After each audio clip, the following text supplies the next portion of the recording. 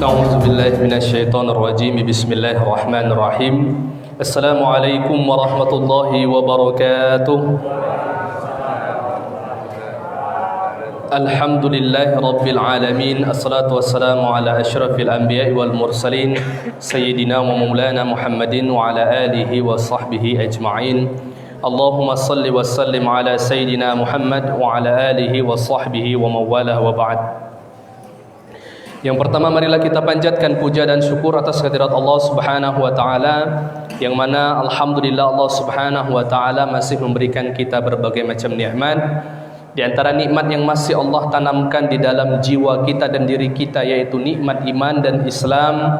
Allah Subhanahu wa taala juga memberikan kita nikmat kesehatan dan kesempatan, sehingga dengan nikmat tersebut dan nikmat-nikmat yang lain Allah Subhanahu wa taala mengizinkan kita, menggiring kita, dan juga bersama-sama kita dapat merasakan di antara nikmat iman dan Islam tersebut. Kita berkumpul di masjid yang insyaallah Allah berikan rahmatnya ini guna melaksanakan salat Isya secara berjamaah dan dilanjutkan dengan ibadah salat tarawih dan juga witir. Semoga apa yang kita lakukan pada malam hari ini Allah Subhanahu wa taala catat di antara amalan terbaik kita di sisi Allah Subhanahu wa taala. Amin ya rabbal alamin. Salawat dan salam selalu kita sampaikan kepada junjungan kita Nabi besar Muhammad sallallahu alaihi wasallam. Semoga salawat yang selalu kita sampaikan kepada beliau pagi dan petang, serta sunnah-sunnah yang beliau ajarkan, mengikuti semua kewajiban yang telah kita lakukan, menjadi bukti kecintaan kita kepada baginda Nabi sallallahu alaihi wasallam. Dan juga semoga dengan sunnah dan salawat tersebut kita dapat dipertemukan dengan baginda Nabi sallallahu alaihi wasallam di surga Firdaus kelak. Amin ya rabbal alamin. Bapak-bapak, ibu-ibu yang dirahmati Allah Subhanahu wa taala, izinkan kami untuk membawakan sedikit kultum ataupun tausiah. Bapak-bapak, ibu-ibu, tetapi sebelumnya kami di sini bapak-bapak ibu membawa rombongan ya santri dan juga ustadz dari Pondok Tahfiz Nurul Quran. Ini Pak Bu, ustadznya dan satu santrinya. Yang paling ujung tuh santri, alhamdulillah santri dari Nurul Quran, beliau sudah menyelesaikan hafalan 30 juznya, alhamdulillah, dan sudah kelas akhir juga. Dan insyaallah pondok pesantren Tahfiz Nurul Quran juga ikut memeriahkan, mensyiarkan dan juga menyemangati Pak Bu, supaya bahwasanya adik-adik, anak-anak kita bisa diberikan motivasi supaya juga bisa menjadi seorang hafiz Al-Quran. Di sisi lain juga mensyiarkan dan juga memperkenalkan pondok pesantren Tahfiz Nurul Quran. Kemudian bapak-bapak, ibu-ibu yang dirahmati Allah Subhanahu wa taala, merupakan sebuah syukur. Ulama pernah menjelaskan di antara nikmat yang Allah Subhanahu wa taala berikan kepada hambanya ketika menjelang bulan Ramadan, maka Allah Subhanahu wa taala memberikan kesempatan untuk bisa mencicipi satu hari di bulan Ramadan.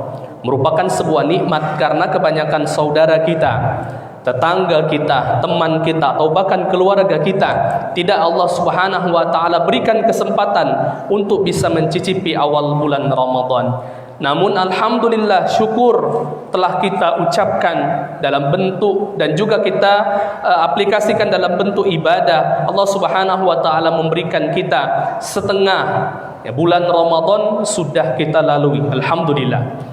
Tetapi bapak-bapak, ibu-ibu yang dirahmati Allah Subhanahu wa taala, menjadi sebuah hal yang mesti diwaspadai. Karena Rasul sallallahu alaihi wasallam pernah bersabda, "Rubba shaimin laisa lahu min siyamihi illa dhama, wa rubba qaimin laisa lahu min qiyamihi illa sahr." Betapa banyak umatku, dari golongan umatku, kata Nabi Muhammad sallallahu alaihi wasallam, ketika siangnya ia berpuasa, akan tetapi laisalahu min siyamihi illa dhama, mereka tidak mendapatkan fadilah dalam puasa tersebut. Mereka tidak mendapatkan kebaikan dan mereka tidak mendapatkan pahala dari apa yang mereka lakukan di siang Ramadan illa dhama, kecuali lapar dan haus.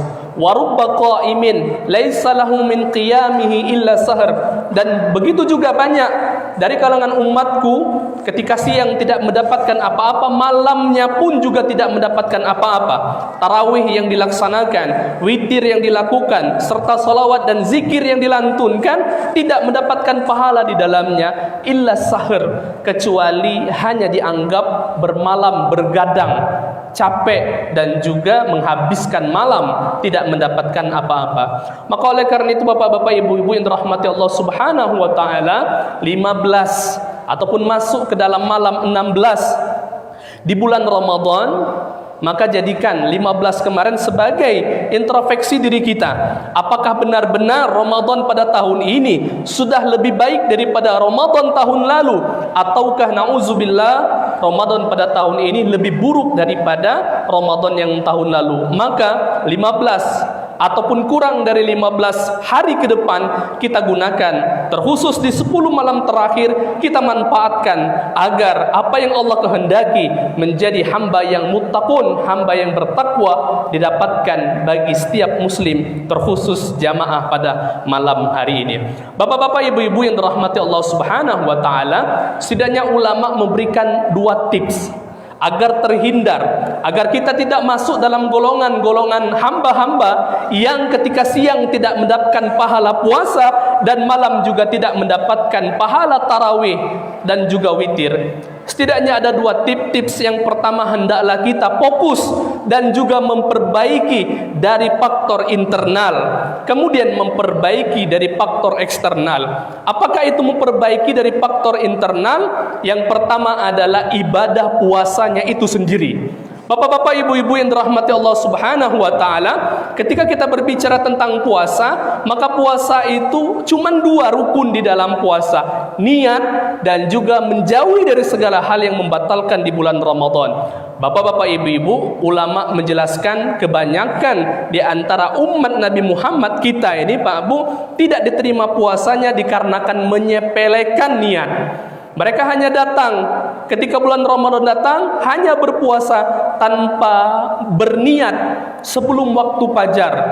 Ya, tidak ada yang ditanamkan di dalam hati dan tidak ada yang dilapaskan ketika bulan puasa ataupun awal pelaksanaan puasa. Rasul sallallahu alaihi wasallam bersabda, "Wa man lam yubayyitis siyam qabla al-fajr fala siyama lahu."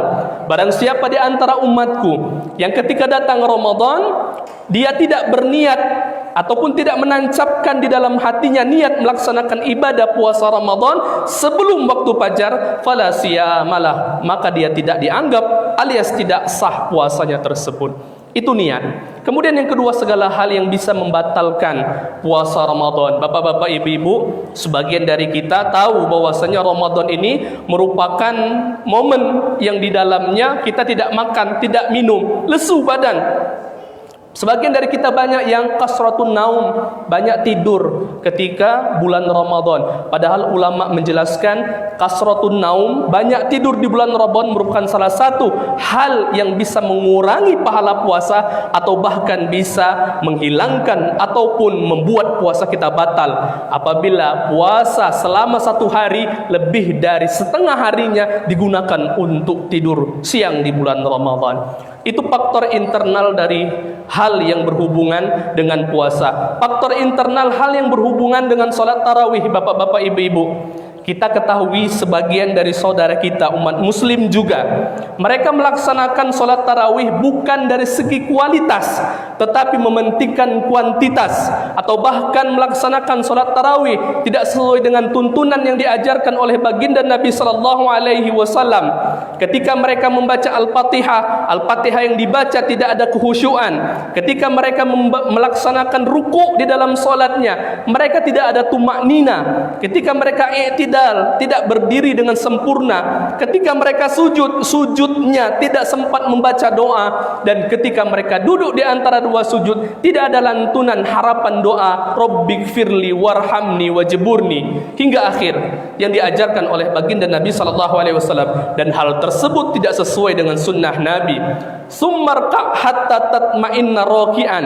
Ketika engkau solat, maka tenangkanlah rukukmu sampai mendapatkan tumaknina. Summarfa hatta ta'dila qa'iman. Kemudian i'tidal dengan tenang sehingga engkau bisa mengucapkan Rabbighfirli ataupun Rabbana walakal ham. Kemudian kalian sujudlah dengan tenang hatta tatma'inna sajidan, sehingga kalian bisa bertasbih bertemu dengan Allah Subhanahu wa taala. Summa jlis hatta tatma'inna jalisan, kata Nabi. Kemudian duduk dan nikmati duduk tersebut dengan doa-doa yang kalian panjatkan. Rabbighfirli, ya Allah ampunilah dosaku. Warhamni, rahmatilah aku. Wajburni, berikanlah aku kekuatan. Warfa'ni, angkatlah derajatku. Wa'afini, ampunilah dosaku. Wa'fu anni, dan juga maafkilah aku ya Allah. Merupakan hal yang menjadi kehusyuan dan juga ketenangan di dalam melaksanakan ibadah, dan merupakan bagian dari kesempurnaan dalam pelaksanaan ibadah solat, khususnya solat tarawih dan juga solat witir. Kemudian bapak-bapak, ibu-ibu, yang terakhir, faktor eksternal. Di dalam puasa Ramadan bukan hanya menahan hawa dari segala hal yang membatalkan hawa nafsu, lapar dan minum, tetapi hiasi dengan memperbanyak zikir, pembacaan kitab suci Al-Quran, hiasi dengan zakat, hiasi dengan infak, hiasi dengan ibadah-ibadah yang lain, agar mendapatkan pahala, bukan hanya pahala Ramadan, tetapi pahala-pahala yang Allah lipat gandakan di dalam ibadah tersebut. Kemudian faktor eksternal dari pelaksanaan qiyam di bulan Ramadan, hendaklah setiap mukmin ketika solat, solatlah dengan ketenangan, hadirkan kehusyuan, menggunakan pakaian yang terbaik menghadap Allah Subhanahu wa taala, dan juga zikir, serta penuhi malam-malam bulan Ramadan, terkhusus di 10 malam terakhir, agar Allah Subhanahu wa taala berikan kita malam Lailatul Qadar, yang mana apabila ibadah dilaksanakan pada malam tersebut, maka akan mendapatkan pahala lebih dari 80 tahun.